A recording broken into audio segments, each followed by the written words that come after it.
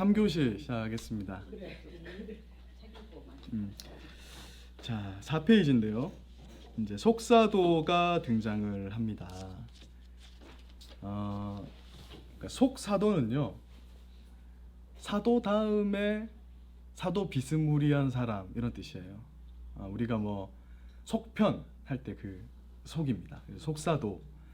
그러니까 사도들 다음 세대의 교회의 지도자들이 나타나기 시작했고요. 가르침에는 독창성과 깊이가 부족했습니다. 근데 그럴 수밖에 없는 게 사도를 능가하는 신학자는 지금까지도 나온 적이 없습니다. 왜냐하면 사도들은 성령의 계시를 받고 성령님의 감동으로 성경을 집필한 사람이고, 우리는 그 성경을 무오하다 하는데 그 무오한 성경을 성령의 감동으로 집필했는데 어떻게 더 첨초로랑 이런 게 나올 수 있겠습니까? 그러니까 그런 건 좀 부족하지만 이 사람들이 한 역할이 있어요. 신약의 정경성. 무슨 말이냐면 지금 27권의 신약 성경이 하나님의 말씀이다, 이걸 이제 정하는 일, 그리고 이건 완전하다 이런 것들을 증거하는 역할을 했어요. 왜냐하면 속사도들이 대체적으로 사도들의 제자 이런 분들이 그 세대이기 때문에, 아마 심지어 예수님을 경험한 분들도 있어요. 어린아이 때. 그렇기 때문에 그들이 가지는 어떤 역사성과 신빙성이 있는 것이죠. 그래서 이들의 역할이었습니다. 근데 이들을 흔히 우리는 그들의 저작까지 이렇게 뭉뚱그려서 사람을 의미하기도 하고 그들의 저작을 의미하기도 합니다. 그걸 속사도라고 불러요. 그래서 이 사람들은 뭐 이제 여러 가지들을 다루게 됩니다. 그래서 이 속사도들의 저작들을 살펴보면서 몇 가지 이슈들을 한번 보도록 하겠습니다. 제가 거기 이제 그림을 하나 그려놨죠. 사도 신앙의 전달자 역할을 한 속사도입니다. 첫 번째, 로마의 클레멘트. 사람 이름은 뭐 모르셔도 됩니다. 근데 이런 사람이 속사도였다, 이 정도로 알면 될 것 같아요. 코린트인에게 보내는 첫 번째 편지, 이게 뭐냐면 고린도. 그래서 고린도 교회의 장로와 평신도 간에, 여기 평신도라는 제가 저기 표현을 좀 썼는데 원래는 안 된다 했죠. 분쟁에 대해서 경고를 했습니다. 하여튼 장로님들하고 집사님들하고 성도님들 싸우는 건 이미 AD 96년경부터 시작됐다는 걸 알 수가 있죠. 그래서 이 편지를 왜 썼냐면 사도 바울이 고린도 전후서, 사실은 고린도후서를 보면은 그 중간에도 또 편지를 보냈다는 거 알 수 있죠. 최소 3편의 편지를 보냈음에도 불구하고 30년이 지나도 변화가 없어서 답답해서 쓴 것으로 보인다. 그게 클레멘트의 속사도 편지입니다. 그래서 자원이 뭐였냐면, 얘들아, 구약의 성도들은 얼마나 순종하고 친절하고 겸손했냐, 좀 그걸 따라라, 이런 식으로 이제 편지를 쓴 거예요. 그러면서도 로마 문화의 당시에 스토아 철학이 굉장히 지배하고 있던 시대였기 때문에 스토아 철학적인 사상이 들어가 있습니다. 그 스토아 철학 사상이 뭐냐면 조화, 일치, 그리고 만민 평등 사상, 이런 거예요. 이게 스토아 철학입니다. 좋은 것이죠. 이런 것들이 이제 그들의 철학이 들어가 있어요. 두 번째, 헤르마스의 목자. 여기에는 교회의 치리와 회개에 대해서 쓰고 있습니다. 이런 것들을 보면서 우리가 알 수 있는 건 뭐냐면, 교회가, 초기 교회는 어떻게 이제 치리했고 회개했고 이런 것들을 이제 우리가 확인을 하게 되는 거죠. 교회를 숙녀에 비유했고, 거기 지금 오타가 있습니다. 2편이 아니라 12편의 계명. 그렇게 좀 바꿔주세요. 12편의 계명은 기독교인의 의무에 순종하면 영생이 있음을 강조했다. 이거 어떻게 생각하세요? 좀 이상하지 않으세요? 이 문구가? 뭔가 행위적이죠? 예, 그러니까 맹아적이라는 거예요. 부족해요. 부족하지만 또 어떤 우리가 배울 점도 있다. 사도보다 많이 못하죠. 그런데 이들이 어떤 시대적 한계, 당시 사상적 한계 속에서 그래도 교회를 한번 바르게 세워보려고 이런 것들을 집필했다, 이렇게 보셔야 됩니다. 그러니까 성경은 아닌 거예요. 우리가 그냥 교회사적으로 참고할 만한 문헌이 되는 것이죠. 여기에 뭐라 적혀 있냐면, 세례 시 모든 죄가 용서되고 세례 후에는 단 한 번만 더 용서가 가능하다라고 기록이 돼 있어요. 그래서 콘스탄티누스 황제가 죽기 직전에 세례를 받은 겁니다. 예. 그때 시대적 한계예요. 예. 또한 고해 제도에 대한 가장 초기 언급이 벌써 헤르메스의 목자에서 나타납니다. 예. 고해 성사. 근데 고해 성사는 왜 잘못됐죠?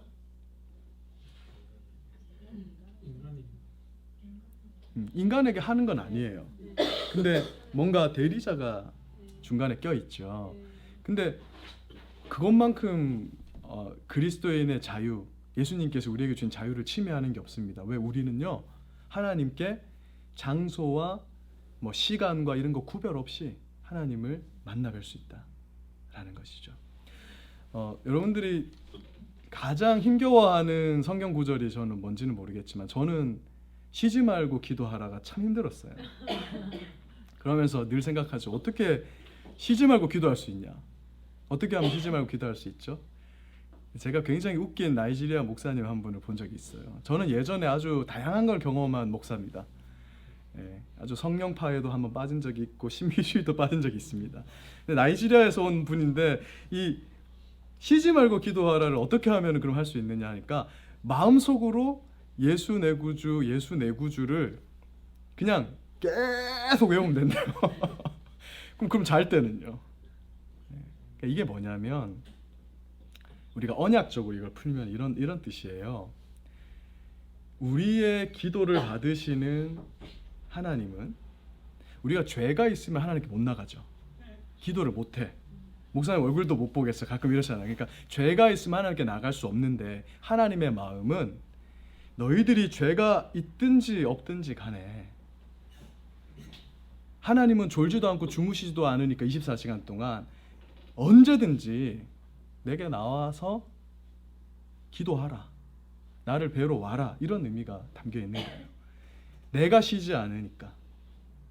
이게 전혀 새롭게 들리는 것이죠. 근데 이 고해 제도라는 것 자체가 중간에 뭔가를 끼워둡니다. 왜?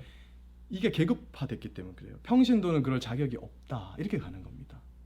말도 안 되는 거죠. 근데 심지어 로마 가톨릭은 지금 어떻게까지 가냐면 마리아에게 기도를 합니다.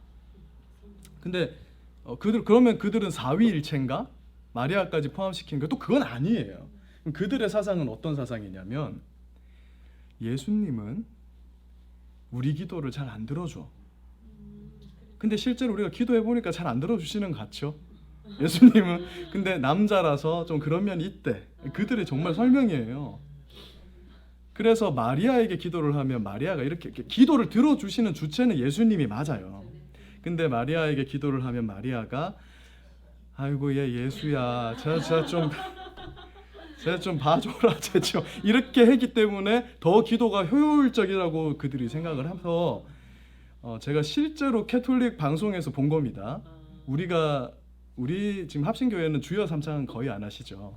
근데 한국 교회가 주여 삼창 많이 하잖아요. 엄마 삼창을 하는 거예요. 저 진짜 그 방송을 봤다니까요. 신부님 나와서 자 그럼 이제 우리 엄마를 3번 부르고 기도합시다. 엄마 이렇게 기도하는 거예요. 근데 그런 것들이 전부 다 뭐에서 온 겁니까? 계급화되고 심지어 삼위일체 하나님은 서열이 없으시잖아요. 근데 이제 우리가 곧 살펴보게 될 텐데 서열이 있다 하나님도. 그러니까 아들은 아버지보다 조금 못해. 이렇게 해서 그런 논쟁들이 붙게 됩니다. 뒤에 살펴볼 거니까요. 그래서 뭐 그런 얘기들이 나오는 거예요. 그러면 여기서 세례 시의 모든 죄가 용서된다. 자, 이 질문입니다. 왜냐하면 이게 중요한 질문이니까. 여러분 세례가 죄를 용서하는 능력이 있어요, 없어요? 없는데 왜 받아요, 세례를? 성찬이 실제로 우리에게 영적 유익을 줍니까, 안 줍니까? 하나님이 세례를 통해서 우리에게 은혜를 줘요, 안 줘요? 그럼 세례는? 이게 이제 이건 종교개혁사 때 배우게 되긴 하지만 우리는 장로교인데 이상하게 쯔빙글리의 영향을 많이 받아서 기념설이라 하거든요. 그래서 이 성찬과 세례를 상당히 어떤 의식 내지는 기념적인 어떠한 행위로 봅니다. 그런데 우리 개혁파 신앙, 정통적인 신앙은 그 효력을 믿습니다. 물론 세례가 구원을 확증해 주는 것은 아니지만 죄를 용서하는 기능이 실제로 있기 때문에 예수님께서 은혜의 방편으로, 그러니까 성례라고 하면 세례와 성찬 두 개만 남은 겁니다. 우리는 이제 유월절이고 뭐고 다 안 지켜요. 예수님께서 십자가에서 모든 것을 완성하셨기 때문에 예수님께서 제정해 주신 두 개의 예식만 남아 있는 겁니다. 그게 세례와 성찬이거든요. 그래서 우리는 이 세례가 죄 용서의 기능이 있다라는 것을 인정합니다. 그게 구원이다 이건 아니에요. 그러나 그거에는 엄청난 효력이 있다. 그래서 우리 개혁교회는 뭘 따르냐면 하나님이 우리에게 은혜를 주시는 세 가지 방편이 있습니다. 뭘 것 같아요? 이 세 가지를 통해서 하나님이 보이지 않는 은혜를 우리에게 주십니다. 기도는 죄송하지만 포함이 안 돼요. 말씀이죠. 그래서 주구장창 우리는 교회 와서 말씀을 듣는 겁니다. 어떤 분이 이러더라고요. 새신자셨는데 제가 경주 선교교회에 있을 때 새신자반을 오래 했거든요. 이분이 경상도 분이니까 와 교회는 맨날 설교 듣는겨. 교회만 오면 맨날 설교잖아요. 근데 그 말씀이 은혜의 방편이기 때문에 그렇습니다. 그 다음이 뭡니까? 세례와 성찬입니다. 성례. 그 성찬은 굉장히 중요한 것이죠. 그래서 성찬은 사실은 기회만 되면 많이 할수록 좋습니다. 아마 합신교회 중에는 그래도 좀 많이 하는 교회들이 있을 겁니다. 제가 있는 지금 포항 그의 나라 교회는 한 달에 한 번 합니다. 왜냐하면 그 성찬에 참여할 때에 하나님 주시는 말씀보다 더한 실제적인 은혜가 있어요. 그래서 예전에 한국 교회도 그랬습니다. 교회에서 우리가 뭔가 잘못할 수 있잖아요. 범죄를 하거나 뭐 하나님 헌금에 손을 대거나. 그때 제일 심한 거는 출교입니다. 너 교회에서 나가야. 우리는 뭐 너 구원해서 취소해서 이렇게는 못해요. 그건 캐톨릭에서 하는. 우리는 그건 하나님의 주권이기 그렇게 할 수 없는데 당신은 교회 출교. 근데 그 전 단계가 수찬 정지. 그래서 당신은 세례를 받았지만 성찬 못합니다 하면 그게 엄청나게 그거는 큰 징계가 되는 거예요. 왜? 그 좋은 걸 몇 달 동안 참여를 못하니까. 근데 지금 한국 교회에서 당신 수찬 정지? 뭐 알았다 이렇게 되죠. 왜 그럴까요? 성찬이 얼마나 좋은지 배운 적도 없고 모르기 때문에 그런 거죠. 돼지목에 진주 목걸이를 아무리 값비싼 걸 걸어줘봤자 소용이 없듯이. 그런데 성례는 그러한 은혜가 있다. 그래서 교회는 무엇으로 신앙생활을 합니까? 사도들로부터 전승된 그 주님의 말씀을 듣는 것과 이 성례를 시행하는 것. 그리고 세 번째가 권징인 거예요. 기도가 아니라. 기도로 보는 분도 있는데 우리 개혁교회에서는 권징입니다. 권징이면 좀 나쁜 거 아니야? 교회에서 막 뭐라 하면 되나 이렇게 하지만 권징은 권하고 징계한다거든요. 그러니까 왜 그것이 은혜의 방편이냐면 내가 이번 주 교회에 빠졌어요. 그러면 담임 목사가 권해야죠. 어이구 어쩐 일로 안 오셨습니까? 해줘야지. 한 주가 되고 두 주가 되고 세 주가 되고 1년이 지났는데 교회에서 아무것도 안 해. 그게 은혜가 끊긴 거예요. 그렇게 되면 그렇게 하면 되겠습니까? 우리가 다시 신앙을 회복하세요.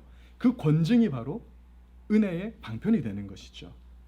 그래서 우리 기독교인은 그렇게 그리스도인으로 살아갈 수 있도록 권징이 있는 겁니다. 그죠? 그것이 바로 우리 개혁된 교회가 신앙생활을 하는 원리, 세 가지 원리예요. 은혜의 방편이기도 하고 하나님이 이렇게 은혜를 주신다라는 것입니다. 이런 것들을 초대교회 역사를 통해서 다시 되새겨보는 거죠. 성례를 통해서 주어진 은총은 말할 수 없는 은총이다. 이게 존 칼빈이 한 말입니다. 성찬은 얼마나 좋은지 이제 존 칼빈은 이렇게까지 얘기하고 우리는 이걸 받아들입니다. 성찬에 우리가 참여하여서 이 떡과 포도주에 우리가 참여를 하면 우리의 영이 하나님의 그 천국 잔치 자리로 끌려 올라가는 겁니다. 얼마나 아름다운 일입니까? 그래서 성찬을 울면서 그냥 어떤 분은 제 아는 분도 맨날 울어. 근데 우는 게 아니죠. 이건 식사 개념이죠.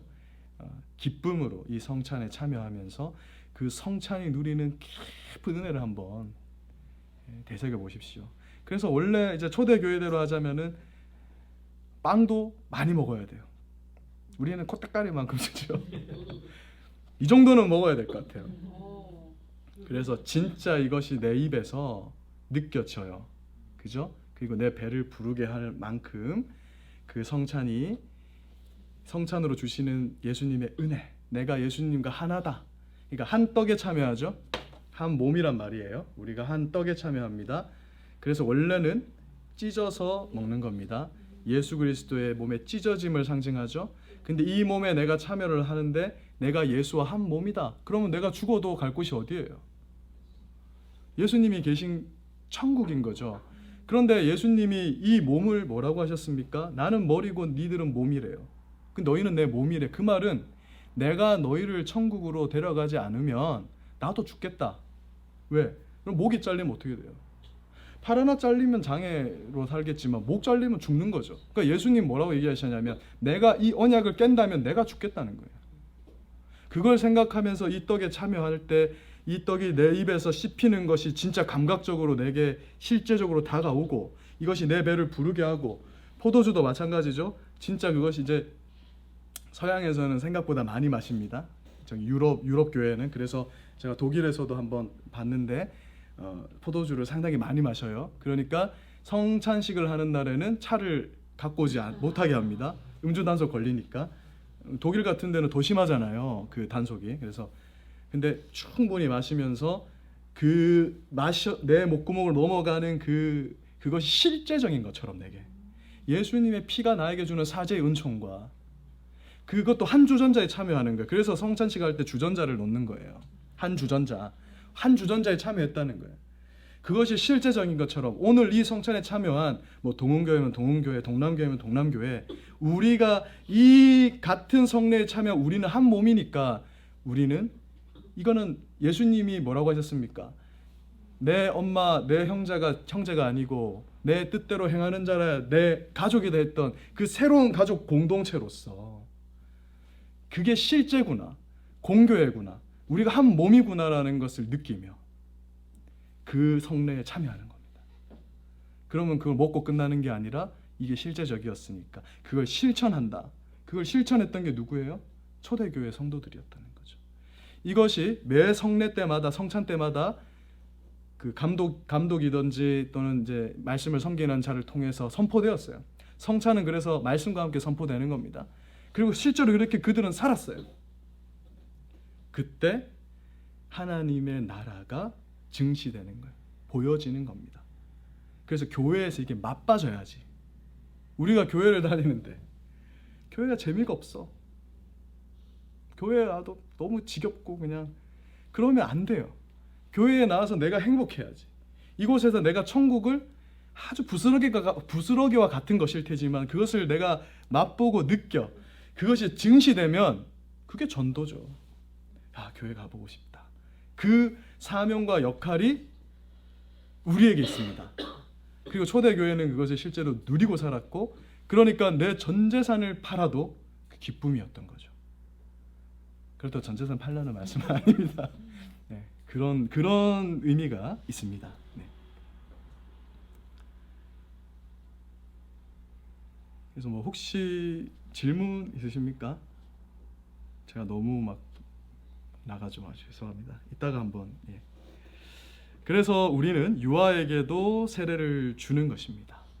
그죠? 믿음의 주권자이신 하나님께서 구원을 주시기 때문에 그 믿음으로 우리 언약 안에 있는 우리의 자녀들에게 세례를 주는 거예요. 그 의미는 그 세례를 받는다 해서 얘가 구원을 받는다라는 의미가 아니라, 그런 의미성도 있지만 원래 의미는 뭐냐면 하나님이 나를 구원하셨고 그렇으니 나의 자녀도 하나님께서 여러 우여곡절이 있겠지만 살면서 고난 없는 인생이 어디 있습니까? 그러나 그럼에도 불구하고 우리 하나님이 내 인생에 나를 언약 관계 속에서 이처럼 이끌어 오셨던 것처럼 내 자녀에게도 동일하게 하실 하나님을 믿는 믿음으로 우리의 자녀들에게 유아 세례를 받게 하는 거죠. 우리가 함께 참여하는 것입니다. 그런 것들이 다 어디서 온 것이냐? 바로 이 초대교회의 신앙에서 오게 된 것입니다. 이것을 이제 살려야 되는 것이죠. 예, 그래서 이렇습니다. 자, 세 번째, 이그나티우스의 7개의 편지. 네. 이거는 이제 이 편지들을 통해서 임박한 순교에 대해서 찬양합니다. 그러니까 왜냐하면 이때는 전부 다 그냥 순교하고 핍박받고 이러니까 야, 그거 너무 좋은 거다. 예수님의 죽음에 동참하는 거다. 이런 식으로 이제 위로하면서 분파주의적 위협에 직면한 교회에 대해서 교회의 통일성을 강조하기 위해서 이러한 편지를 쓰게 됐습니다. 그래서 또 영지주의, 또 도세틱 이단, 이게 이제 그리스도의 육체적 죽음을 부인해요. 이때 당시에 어떤 것이 나오냐면, 이때 당시에는 영지주의, 많이 들어보셨죠? 영지주의가 이제 굉장히 그들의 사상을 지배하고 있었습니다. 영지주의는 쉽게 말하면 이분법적 사고예요. 육은 악하고 영은 선하다고 보는 것입니다. 근데 이게 오늘날에도 교회에 영지주의가 있습니다. 노래방 가는 것은 악해요, 선해요? 중고등부, 여기 중고등부실이네요. 중고등부 예배 참여하는 건 악해요, 선해요? 거기에서 뭐 가요를 듣는 건 악해, 뭐 술을 먹는 건 악해, 근데 뭐 교회에 와서 드럼 치는 건 선해, 이런 식의 이분법적 사고. 사실은 그게 아니죠. 우리는 그게 하나님의 내가 통치 아래에서 그걸 하느냐. 노래방에 가도 내가 친구 전도하려고 갈 수도 있는 것이고, 예를 들면 그러니까 그런 영지주의적 사고가 그거란 말이에요. 근데 왜 예수님의 육체적 죽음을 부인하냐면, 예수님이 어떻게 악한 육을 입을 수 있느냐는 거예요. 그러니까 가현설, 예수님은 그냥 그런 척 하신 거다. 가현이 이제 완전히 그거예요. 그 뭐라 컴퓨터 그래픽 같은 이런 거예요. 매트릭스 영화 있죠. 현실이 아닌 거야. 가상현실이라는 뜻이죠. 그게 이제 이러한 것들에 대한 지적들을 하게 되는 거지. 속사도의 편지에서 그렇게 한다라는 겁니다. 그리고 보편교회, 기독교라는 말을 처음으로 사용합니다. 여기 캐톨릭 처치라고 되어 있죠. 보편교회에. 이 캐톨릭 처치는 로마 캐톨릭을 말하는 게 아니라 우리가 사도신경을 고백할 때마다 늘 고백하는 공교회를 믿습니다 라고 할 때의 그 보편교회입니다. 무슨 말이냐면 우리는 모두 한 교회의 일원입니다. 그래서 교회는 어디에 세워지냐면 베드로의 신앙 고백 위에 세워지는데, 우리가 같은 신앙 고백을 합니다. 사도신경의 언어는 다를 수 있고 또 다른 신조들도 있어요. 이제 뒤에 니케아 신조도 우리가 한번 읽어보기도 할 텐데, 그 신조가 담고 있는 내용들이 있습니다. 그것이 뭡니까? 하나님과 아들 예수님과 성령 하나님이 한 분 하나님이시고, 그 뒤에 도화가 덧붙여져 있죠. 우리는 공교회, 카톨릭 교회를 믿는다. 공교회를 믿습니다. 무슨 말이냐? 교회는 다 다르죠. 뭐 우리 합신화에서도 여러 교회들이 있지만 그 교회에 내가 지역 교회가 다 흩어져 있지만 우리는 같은 신앙 고백을 하는 한 교회인 거예요. 보이지 않는 교회라고 하죠, 이걸. 그러니까 우리는 그 교회의 일원이에요. 근데 자꾸 싸우잖아요. 그죠? 교회끼리 자꾸 싸우고, 네 교회 성도 내 교회 성도 막 뺏어가려 싸우고, 신학이 다르다 싸우고. 근데 그러면 안 되는, 우리는 다 한 교회, 그 개념이 이미 여기서 나오게 됩니다. 또 기독교라는 말도 처음 사용하게 됩니다. 자, 그리고 디다케, 이 책은 이제 디다케입니다. 디다케, 이 책은 초대 교회의 예배의 모습이 어떤지가 아주 잘 설명이 되어 있는 책이라서 아주 우리에게 유익을 줍니다. 거기 각주를 보시면요, 17번 각주죠. 17번이 아니라 거기에는 몇 번입니까? 11번. 자, 11번 각주를 한번 보시겠습니다. 여기에 예식의 지침이 나와 있어서 당시 모습을 확인할 수 있습니다. 7장에는 세례를 베풀 때 흐르는 물에 침수해야 하며, 물이 부족할 때는 성부, 성자, 성령의 이름으로 머리 위에 3번 부어야 된다. 이게 무슨 말이에요? 침례와 세례가 초대교회 때 병행되고 있었다. 그러니까 이걸 보고 우리는 뭘 깨닫게 됩니까? 침례교 장로교 싸우지 말라고, 뭐가 맞는 게 없다라는 거예요. 물이 없으면 이 수세식을 했고, 물이 있으면 침례를 했다라는 겁니다. 그런데 침례가 더 은혜가 되긴 한데요. 저도 뭐 이렇게 물 조금 끼얹어서 세례 받았지만 침례는 이래가지고 거꾸로 해서 푹 담궜다 이렇게 세우잖아요. 근데 그게 내가 죽었다 살아났다 이제 새 몸이 됐다 이걸 전달하는 데 있어서는 좋다 더 좋다고도 합니다. 그러니까 이거 뭐냐면 병행됐으니까 뭐가 먼저다 이게 없다라는 거예요. 뭐 예수님이 했다 이렇게 생각하지 말고 초대교회에서는 이게 병행됐다라는 겁니다. 8장에는 기독교인과 외식하는 자, 즉 유대인과 기독교인을 구분하고 있고, 그런데 이제 조금 다른 점이 발견됩니다. 유대인들은 둘째 날과 다섯째 날에 금식했습니다. 일주일에 2번 한 거예요. 유대인이 아니라서 천만다행이죠. 근데 기독교인들도 연이틀 금식을 했습니다. 기독교인들은 주기도를 하루에 3번 반복했습니다. 이런 것들이 남아 있어요. 이런 것들은 뭐냐면 유대교와 기독교가 이때는 막 섞여서, 그래서 초창기 초대교회의 성도들은 토요일 안식일도 지켰고 안식 후 첫날인 주일도 지켰습니다. 그러다가 주일로 확정되게 돼요. 왜? 이제 예수님, 이게 이제 신학의 발전이죠. 예수님이 십자가에서 안식일을 완성하셨다라는 것을 신학적으로 정립하면서 서서히 없어진 겁니다. 그러니까 오늘날은 토요일이 안식일이 아니라 모든 날이 안식일입니다. 예수님이 안식일을 성취하셨어요. 우리는 예수님이 안식 안에 있는 거예요.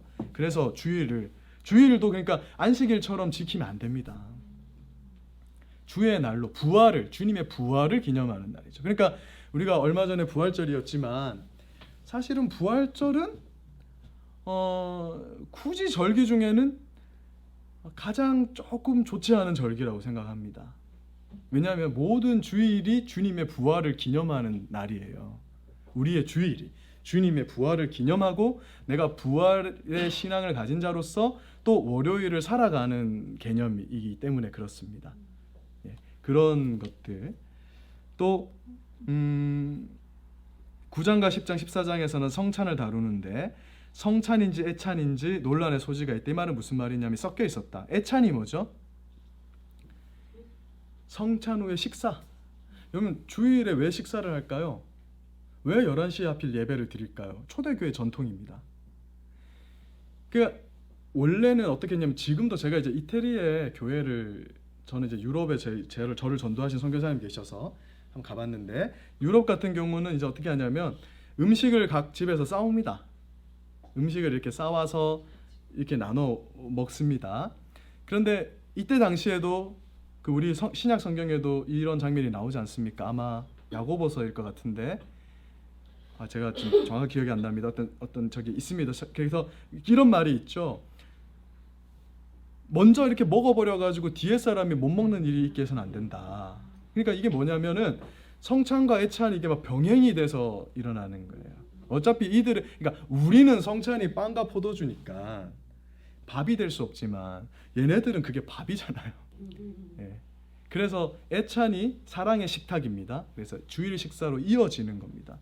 그러니까 이 초대교회의 정신을 따르자면 오늘날의 주일 식사는 주일 식사까지 예배가 되는 겁니다.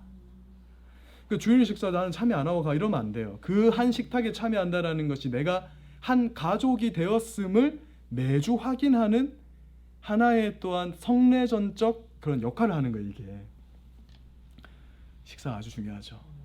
예. 코로나 때 못했다가 지금 하는 거는 굉장히 은혜로운 장면이 되는 것입니다. 이런 것들은 어디서 그 근거를 찾을 수 있냐면 바로 이 초대교회에 남아있는 이러한 문서들을 통해서 확인하게 된다라는 것입니다. 그러다가 이제 이것이 막 병행돼서 그냥 성찬이자 애찬이 그냥 빵을 막 엄청 많이 먹는 거죠. 밥처럼. 그러다가 어떻게 됐다는 거죠? 차츰 이게 나뉘어지게 됐다. 시점은 알 수 없습니다. 그런 초창기에는 그런 모습이었다. 이렇게 되는 거고요. 서머나의 폴리캅, 그리고 또 히에라폴리스의 파피아스 같은 이런 속사도들이 남아 있습니다. 자, 그리고 5번째, 정경화. 이제 신약 성경이 아까 초반에 한번 말씀을 드렸는데 정경화 작업을 하게 됩니다. 이걸 촉발시킨 사람이 누구냐면 마르키온이라는 사람입니다. 우리 흔히 말시온이라고도 하는 사람인데요. 이 사람이 심각한 바울주의자였습니다. 바울을 너무 좋아했어. 요즘 이런 목사님들도 있는 것 같아요. 원래 우리는 66권을 다 공평하게 잘 전달할 수 있어야 돼, 목사님들이. 근데 바울 서신만 전하는 분들이 간혹 있어요.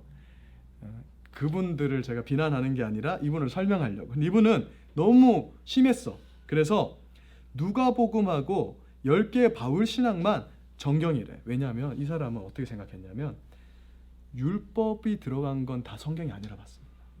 그러니까 구약 성경은 다 성경이 아니래요. 왜? 하나님은 사랑의 하나님이고 구약의 하나님은 이제 다르다는 거예요. 그 폭력의 하나님이고 이렇게만 본 겁니다. 그래서 이것만 성경이다 이렇게 이 사람이 선언함으로써 어떤 작업이 시작되냐면 진짜 그러면 신약 성경은 무엇일까라는 그걸 이제 캐논, 정경이라고 합니다. 우리가 지금 27권의 신약 성경이 어떻게 구성이 되게 되었는가 이 사람이 촉발을 시키면서 367년에 그러니까 굉장히 오랜 시간이 걸렸죠. 367년에 아타나시우스라는 사람이 부활절에 이걸 선포를 하면서 공식화됩니다. 근데 여기서 우리가 중요한 것은 뭐냐면 교회가 성경에게 권위를 이게 27권이 신약 성경이다 이렇게 권위를 부여한 게 아닙니다. 거기 지금 5번에 있는 거거든요. 이게 별표하셔야 돼요. 중요한 겁니다. 교회가 성경이 하나님의 말씀임을 그냥 그대로 시인한 거다. 좀 말장난 같기는 하지만 이게 무슨 말이냐면 굳이 정경화 작업을 모여서 하지 않았어요. 아까 예수님이 하나님의 아들이냐 예수님이 하나님이냐 이것에 대해서는 뒤에 공의회가 열리게 됩니다. 그러나 신학의 정경에 있어서는 그게 필요가 없었어요. 왜냐하면 이미 교회가 박해를 받을 때 교회 간에 서로 교류를 하기 어려웠죠. 지하교회였단 말입니다. 카타콤 밑에서 다 예배 드리고 있고 가정교회였고 뿔뿔이 흩어져 있었습니다. 그런데 어느 날 만나서 서로 얘기를 나누다 보니까 우리가 지금 받고 있는 그 27권이 공통적으로 다 이것은 사도로부터 전승된 진짜 신약 성경이 맞다 이렇게 하고 있었던 거예요. 이건 누구의 역사다? 성령님의 역사다. 교회는 그냥 그것을 받아들이는 겁니다. 근데 로마 카톨릭은 좀 달라요.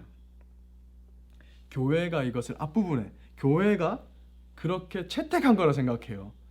그래서 여러분 캐톨릭 성경이랑 우리 성경이랑 권수가 다릅니다. 우리는 외경이라고 하는 외경들이 거기 들어가 있죠. 왜? 교황이 이거 성경이라고 채택했기 때문에 그게 권위가 되는 겁니다. 근데 우리는 그렇지 않다. 우리는 성령님이 그분의 섭리 속에서 계획 속에서 이미 교회가 이미 받고 있던 걸 그대로 받았다라는 개념에서 신약의 정경화 작업이 이루어지게 되는 겁니다. 아시겠죠? 그리고 구약 성경 같은 경우는 이미 예수님 시대에 정경으로 확정돼 있었습니다. 왜냐하면 예수님이 그걸 인정하시거든요. 나에 대해서 말하고 있는 계시하고 있는 모세의 율법과 시편과 선지서들 이렇게 얘기하시잖아요. 그것들이 이미 그때 당시에 유대인들이 이건 정경이 우리가 지금 받는 거고 동일합니다. 유대인들이 받는 성경이 그게 예수님이 확정해 주셨기 때문에 신약 교회는 논란의 여지도 없이 그냥 그건 받는 거죠. 그렇게 해서 지금의 66권이 채택된 겁니다. 자, 여기까지 하고 이제 6번까지 하고 이제 휴식을 해야겠는데요. 자, 기독교 초기의 이단 사상과 분파 운동입니다. 자, 2세기 기독교에 시련이 있었죠. 우리 계속 강조하고 있지만 외부적으로는 로마 정부의 핍박, 아직 기독교 공인되기 전에 핍박이 있었고 여기서 말하는 사상가들은 이제 신플라톤주의자들, 영지주의자들과 같은 이런 사상가들이 공격을 했는데 내부에서는 이 이단들이 이제 막 펼치기 시작하는 거예요. 그러면서 성경을 오해하게 하고 왜곡하게 했습니다. 대표적으로 에비온파라는 것이 있었습니다. 가난한 자라는 뜻인데요. 바리새적 에비온파가 있었습니다. 이 사람들은 바울을 배교자로 봤어요. 그래서 할례를 주장합니다.